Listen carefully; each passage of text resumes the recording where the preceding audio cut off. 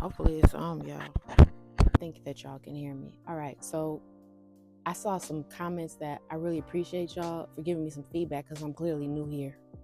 And some of y'all also said that y'all didn't let y'all could sue. So first of all, I didn't really sue my doctor for HIPAA violation.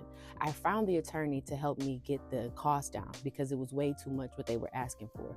I agree I owed the bill, but just not as much as they wanted me to pay.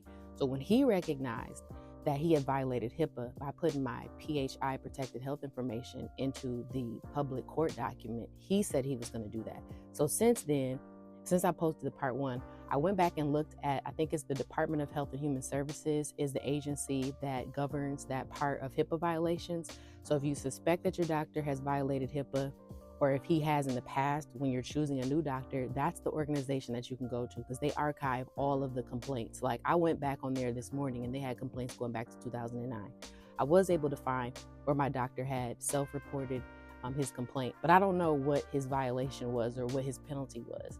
According to the Googles, you can get sued, or excuse me, you can get penalized from anywhere from $5,000 up to $50,000, depending upon the severity of the violation. And that's not up to me to determine. That's up to the HHS and their guidelines. And I don't know what criteria they use to determine what the severity of the issue is. I had to switch mics, so let me be quick. So when I got the lawyer, my only issue all I wanted to do was to get the debt settled. I didn't want to have to worry about what the HIPAA violation was. He just determined that from a review of the case.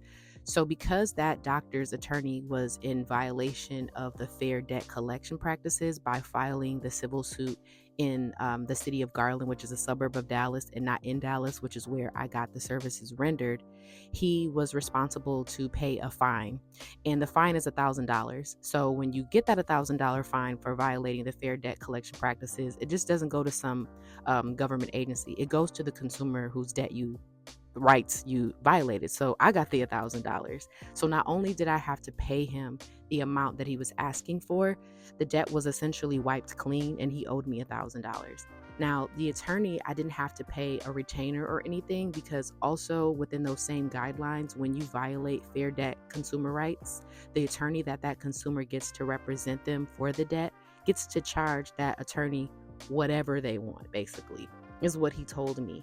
I don't know if there's a cap there, but he can charge whatever. He did not disclose that to me. And honestly, I didn't care. I just wanted to have the debt go away. So having the debt go away on top of getting $1,000 was a win for me.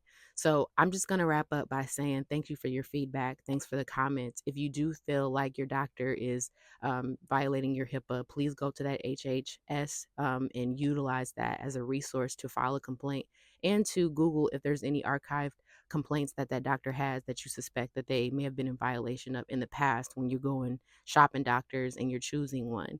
And never take no for an answer. I don't. I love calling an attorney. Most of them have free consultations. They'll review your case to determine whether or not it's something that they feel like they can win on your behalf or not, and they don't charge you for that.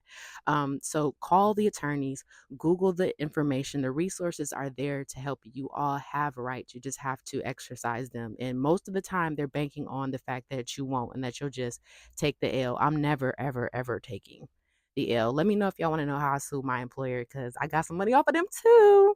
Y'all, bye. Peace.